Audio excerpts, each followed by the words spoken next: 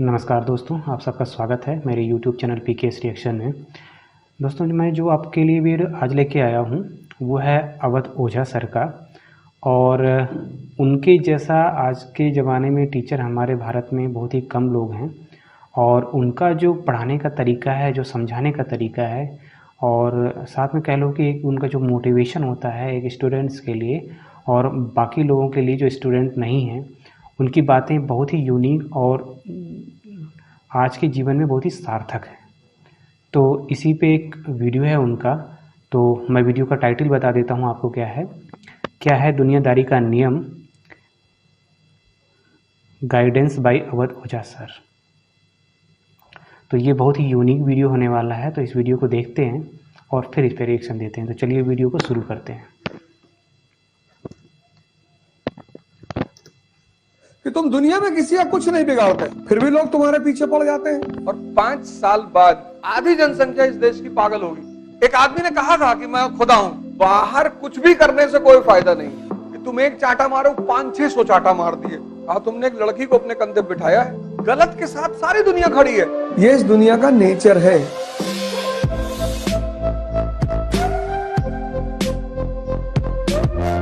देखने के बाद आप ओझा सर के फैन हो जाओगे इस वीडियो को।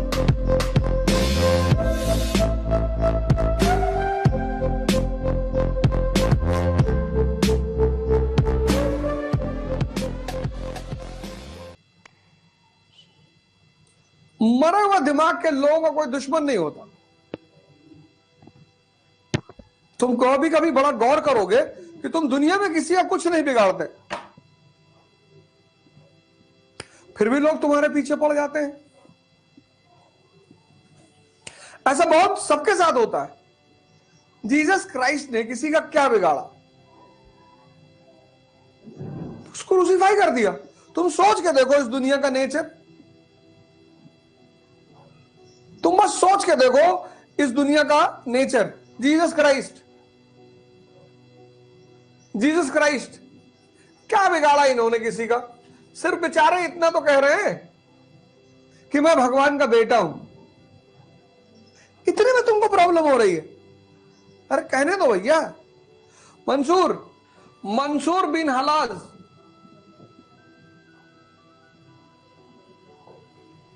ये बेचारा कह रहा था अनहलक। तुम इसको पागल भी तो मान सकते थे। आज पढ़ना मंसूर बिन हलज के बारे में। इसी की हत्या का पश्चाताप आज मुसलमान कर रहे हैं। चलो मान लो कह दिया मैं अल्लाह हूं, इसी पे मार डालोगे और मारोगे नहीं, काटोगे। महावीर को मारा, कुत्ते छोड़ दिए उनके पीछे।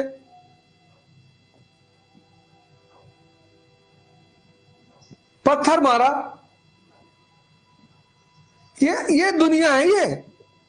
और यही दुनिया चंगेज खान की पूजा करती है।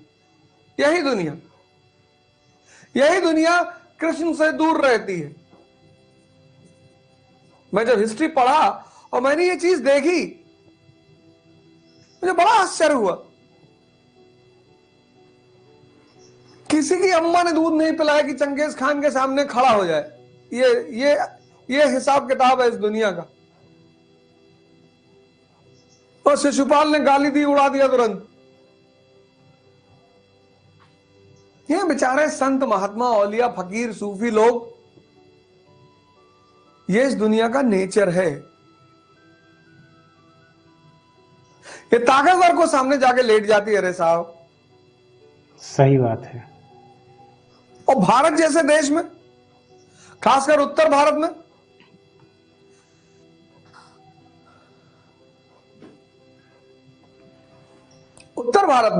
यूपी में, बिहार में, कभी कभी मैं सोचूं कि इन क्षेत्रों में भगवान हथियार लेके क्यों चला? कोई बताओ। ब्रह्मा का मंदिर यूपी और बिहार में बड़ा फेमस मंदिर, विष्णु जी का मंदिर है, शंकर जी का मंदिर है, और दोनों लोग हथियार लेके चलते हैं। नेचर आदमी का बिहेवियर कब बदतमीजी कर दे। चाहिए इसको सब कुछ, सब चाहिए। काश तुम एक बात समझ जाओ बस, तो समझ लो मेरा पढ़ाना सफल हो जाए, कि तुम्हारे पास एक बहुत जादुई चीज है, इतनी जादुई, इतनी कि अगर तुम उसको यूज करना जान जाओ तो तुमको भगवान बना दे। इसलिए मैंने खुदा नहीं कहा, क्योंकि मुसलमान मानते हैं कि खुदा खुदा है, कोई खुदा बन नहीं सकता, लेकिन हिंदू मानते हैं कि कोई भी भगवान बन सकता है। इसलिए मैंने खुदा शब्द का इस्तेमाल नहीं किया, क्योंकि मुसलमान कहते हैं कि कोई खुदा नहीं बन सकता। सही कहते होंगे, सही कहते होंगे। एक आदमी ने कहा था कि मैं खुदा हूं, उसको काट डाले लोग। मंसूर बिन हलाज सीरिया में एक बड़ा फेमस सूफी था, तो कभी कभी वो जब ध्यान में आता था तो खड़े होकर नाचता था रामकृष्ण परमहंस की तरह। तो जब नाचे तो कहे अनहलक, मतलब मैं अल्लाह हूं। ये पहुंच गया मौलाना, ये बहुत बदतमीज है, ये लगा लेता है और फिर कहता अनहलक। तो खलीफा ने बुलाया, राजा पढ़ा लिखा समझदार तो होता है, तो उसने समझाया कि गुरुजी काहे ऐसा कर रहे हो, तुम कमरा बंद करके नाच लिया करो यार। तो जिस वक्त खलीफा समझा रहा था दरबार में, उसी वक्त वो बंदा ध्यान में आ गया, समाधि लग गई, लगा नाचने अनहलक खलीफा के सामने। मौलाना का देखा, देखा, देखो देखो देखो, हम तुमसे कह रहे थे ना।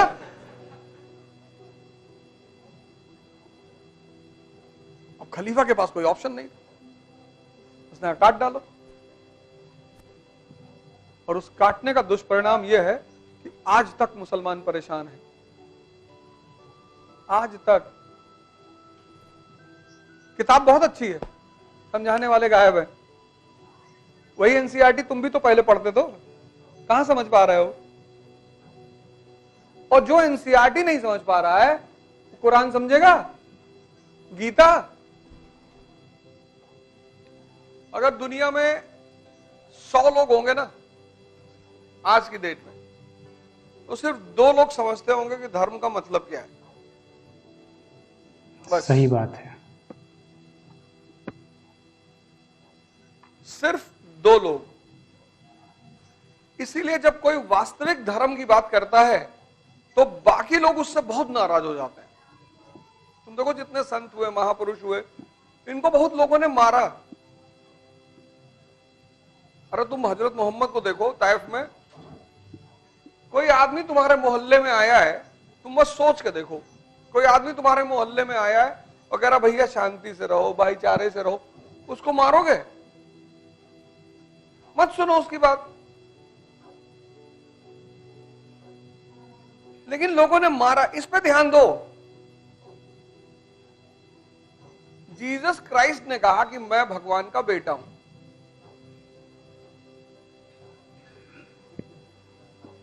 उनको लोग पागल भी तो मान सकते थे, लेकिन कोई बात रही होगी तब लोगों ने मारा।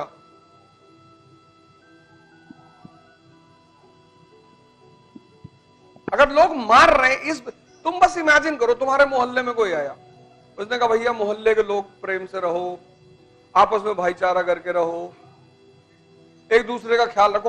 अब इस बात पे कौन मारेगा बताओ? क्योंकि तुमने सोचा इस बात को? तब पर भी लोगों ने मारा। भाई कोई तुम्हारे मोहल्ले में आके ये कहे कि दूसरे की संपत्ति लूट लो, दूसरों की बहन बेटी के साथ बदतमीजी करो, तब तुम उसे मार रहे हो, तो बात समझ में आ रहा है। जो तुम्हें अच्छी बात सिखा रहा है उसकी सिर्फ एक वजह है, जब भी तुम्हें कोई परिवर्तन के सूत्र बताएगा, थ्योरेटिकली तुमसे बातें की जा रही, कोई फर्क नहीं है, पंडित, मौलाना, पुरोहित, पादरी, ये तुमसे थ्योरेटिकली कोई चीज बता रहे हैं, ये तुम्हें बाहर से धार्मिक बना रहे हैं, बाहर से चंदन लगा लिए, दाढ़ी बढ़ा लिए, ये सब बाहर से। लेकिन कुछ लोग जब आते हैं ना तो वो तुम्हें अंदर से बदलने की कोशिश करते हैं। भाई बहुत लोगों ने सिद्धार्थ की तरह अपना घर छोड़ा, लेकिन सब बुद्ध थोड़ी बने। क्यों? सब बुद्ध क्यों नहीं बने? अंदर से चेंज नहीं आया। यही बात मैं बार बार तुमसे कहता हूं कि बाहर कुछ भी करने से कोई फायदा नहीं है। एक बार दो सन्यासी शाम के वक्त आश्रम वापस लौट रहे थे, तो शहर और आश्रम के बीच में एक नदी थी। कहानी को ध्यान से सुनना, कहानियां बहुत इंपॉर्टेंट होती है। तो जब दोनों नदी में पहुंचे तो वहां एक स्त्री बैठी हुई थी।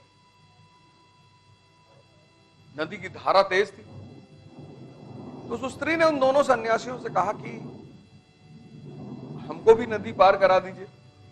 तो उसमें एक बुजुर्ग सन्यासी था, एक जवान था। तो बुजुर्ग सन्यासी ने सोचा तो मदद कर दूं, फिर कहा नहीं, मैं स्त्री को छू लूं तो कहीं मेरा ब्रह्मचर्य ना भंग हो जाए। स्त्री खतरनाक तो है ही है। तो उसने कहा मैं स्त्री को छू लूं तो मेरा ब्रह्मचर्य ना भंग हो जाए। तो उसने कहा नहीं नहीं यार, 30 साल से साधना कर रहे हैं, ये बवाल नहीं करना है। पानी में एंटर कर गए। जब वो बीच नदी में पहुंचा तो उसने सोचा कि यार मेरे साथ एक लड़का भी है, यंग आदमी। तो पलट के उसने देखा तो जो यंग सन्यासी था उसने स्त्री को अपने कंधे में बिठा रखा था। अब बाबा जी को तो आग लग गई शरीर में। उसने स्त्री को वहीं उतार दिया नदी के किनारे। दोनों फिर आश्रम की तरफ बढ़े। तो जब आश्रम के दरवाजे में पहुंचे तो उस बुजुर्ग सन्यासी ने उस यंग सन्यासी से कहा कि गुरु जी से शिकायत करूंगा, आज तुमको निकलवा दूंगा आश्रम से। उसने कहा क्यों? कहा तुमने एक लड़की को अपने कंधे बिठाया है। अरे उसने कहा गुरु जी मैं तो नदी के किनारे उतार आया, आप तो अभी भी बैठाए हो।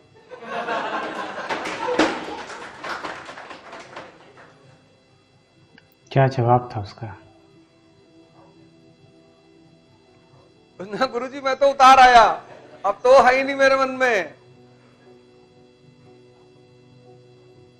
इसलिए बाहर से कुछ छोड़ना उपलब्धि नहीं है, अंदर से।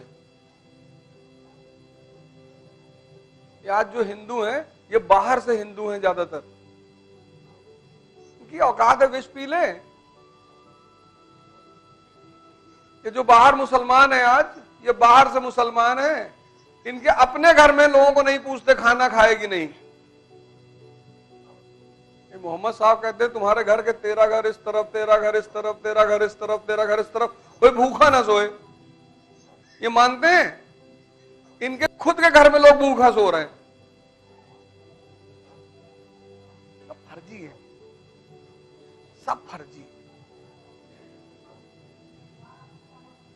भगवान शंकर कौन? जो दूसरे का जहर पी ले, जो दूसरे का कष्ट हर ले। जहर थोड़ी बाजार में गए जहर ले आए पी लिए। भाई कोई परेशानी है, आपने उसकी परेशानी में अपनी भूमिका निभा दी, आप उसके लिए भगवान ही हो गए।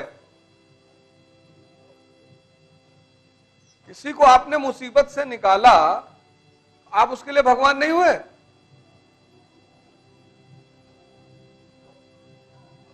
इसीलिए मैं तुमसे कहता हूं दिमाग पर ध्यान दो। और 5 साल बाद जिस तरह से 1970 में ड्रामा देखने का एक ही रास्ता था, पिक्चर हॉल। 1970 में, और 1970 में पिक्चर हॉल जाने पे लोग शर्माते थे, बड़ा बुरा माना जाता था। कभी कदार कोई मूवी देखने आता था, और जाता भी था तो गमछा वमछा चद्दर उद्दर लपेट के आता। घर वाले तो बहुत मारते थे अगर मूवी देखते पकड़ ले तो। 1990 में ये ड्रामा घर घर पहुंच गया, टीवी। 1970 से 90 तक संडे को एक फिल्म आती थी बस दूरदर्शन पे, और ऐसी फिल्म आती थी कोई देखता ही नहीं था। घड़े का चोर, पता नहीं किस जमाने में बनी है, क्या कहानी है, कोई देखता ही नहीं था। 2000 में ये ड्रामा हर जेब में पहुंच गया।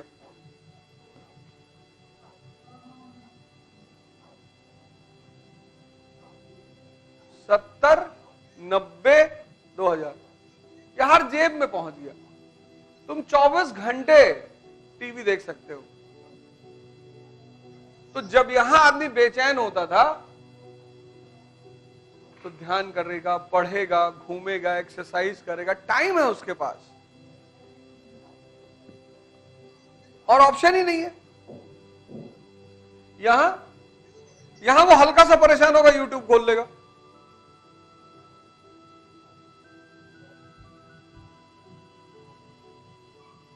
आज से ठीक 5 साल बाद तुम देखना, गारंटी आधी जनसंख्या इस देश की पागल होगी, और उसको साथ रहने के लिए हमें भी बनना पड़ेगा।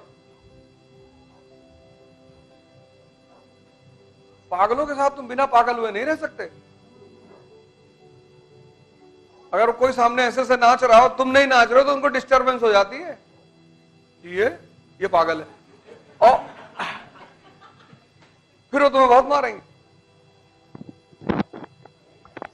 इसीलिए सोचने की क्षमता खत्म होती जा रही है,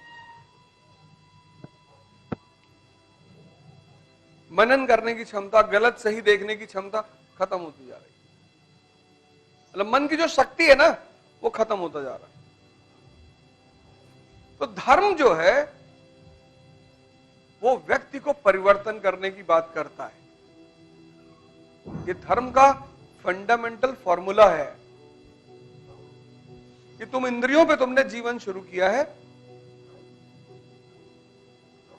और ये वास्तविक जीवन नहीं है, तो तुम्हें साधना करनी पड़ेगी। हर धर्म यही कहता, हर धर्म खुद को बदलने के लिए तुम्हें मेहनत करना पड़ेगा, तुम्हें इस नीचे के स्तर से उठकर ऊपर आना पड़ेगा। ऐसा कोई धर्म ही नहीं जो ये ना कहता हो। अब ये बात जिसको समझ में आ गई वो महान हो गया, उसका मतलब ही नहीं, उसके मन में किसी के लिए द्वेष ही नहीं। क्योंकि जब सब एक ही बात कह रहे हैं, धर्म में अंतर कहां है? कल्चर को लेकर।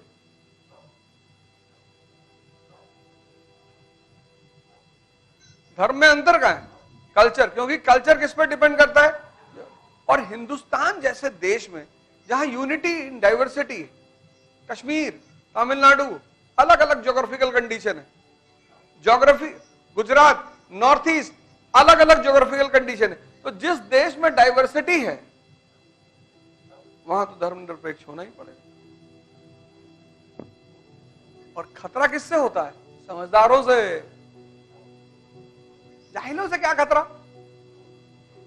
मूर्खों से क्या खतरा?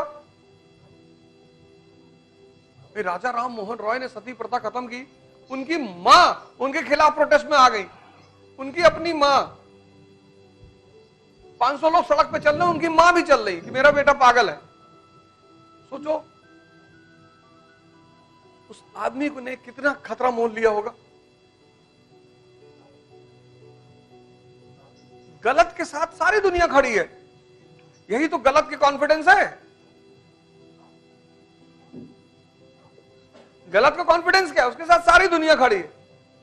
सही का दिक्कत यह है कि उसको लोग मारना चाहते हैं। भगवान कृष्ण भाग गए गुजरात, बोला वे कितना लड़े यार, बचपन से लड़ी रहे, कितना चले गए। इसीलिए योगी जी बहुत सूटेबल आदमी है।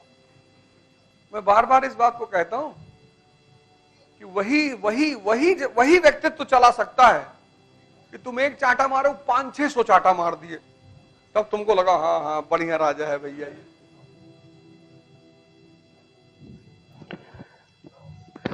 तो दोस्तों यहाँ पे वीडियो ख़त्म हुई। अवध ओझा सर एक टीचर हैं और इनका इकरा के नाम से कोचिंग इंस्टीट्यूट है, और ये इनके पढ़ाने का तरीका बहुत ही यूनिक है। इनके पढ़ाए हुए बहुत से लड़के आईएएस ऑफिसर, आईपीएस ऑफिसर्स और पीसीएस अधिकारी बने हैं। और इनके जो बोलने का तरीका है, जो समझाने का तरीका है, वो आम बोलचाल की भाषा में समझाते हैं, और जो एग्जांपल्स देते हैं वो बहुत ही यूनिक देते हैं। और जो इनका एक होता है ना कि जो जब किसी को समझाते हैं तो सामने वाले का माइंडसेट क्लियर होता है कि हाँ ये जो कहना चाहते हैं वो डायरेक्ट वही समझता है। तो ये इनके समझाने का कह सकते हैं कि क्वालिटी एक है इनके अंदर। और जो भी इन्होंने बताई हिस्ट्री के बारे में कि जो ताकतवर होता है दुनिया उसके साथ होती है, क्योंकि आप ये सोचो कि जो महावीर थे, जो जीसस थे, बहुत से ऐसे लोग हैं जो ये तो भाई संत थे ना, या फिर किसी भी तरह से कह लें कि एक ऊपर वाले का भेजा हुआ एक फरिश्ता थे। जब उनको लोगों ने मार दिया तो हम और आप ये कैसे सोच सकते हैं कि समाज हमें, हमारे प्रति हमेशा उसका अच्छा ही नज़रिया रहेगा। आप अगर कुछ भी अलग और बेहतर कर रहे हो तो 100% आपकी खिलाफत तो होगी ही होगी। बाकी निजी ज़िंदगी में भी लोगों को एक दूसरे से गिला शिकवा तो रहता ही रहता है। तो मेन बात ये होती है कि हमें उन चीज़ों को कैसे इग्नोर करना है और कैसे आगे बढ़ना है।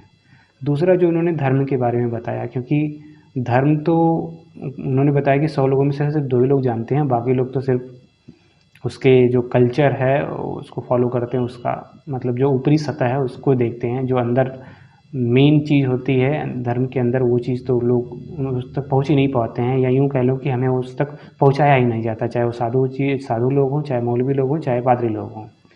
क्योंकि ये लोग अपनी सबकी अपनी दुकानें हैं और सब अपनी दुकानें को चला रहे हैं। जो उसका मूल है, सार है, वो जल्दी लोग बताते नहीं हैं। बताते इसलिए नहीं क्योंकि अगर उसको बताया जाए तो बहुत कठिन होता है और उस पर जल्दी लोग विश्वास भी नहीं करते हैं, और कल को हो सकता है कि शायद इनके भी खिलाफ हो जाए और इनकी भी गर्दनें काट दी जाएँ। तो इसीलिए वो अपना ही एक अलग से धर्म बताते हैं लोगों को, और लोगों को उसी वजह से आपस में सब लड़ते हैं। तो आप लोगों की ये अवध ओझा सर की कैसी वीडियो लगी आप कमेंट सेक्शन में ज़रूर बताइएगा, और वीडियो को लाइक कर दीजिएगा प्लीज़। और अगर अभी तक चैनल को सब्सक्राइब नहीं किया तो चैनल को सब्सक्राइब कर लीजिए। फिर मिलते हैं किसी नेक्स्ट वीडियो में, तब तक के लिए जय हिंद।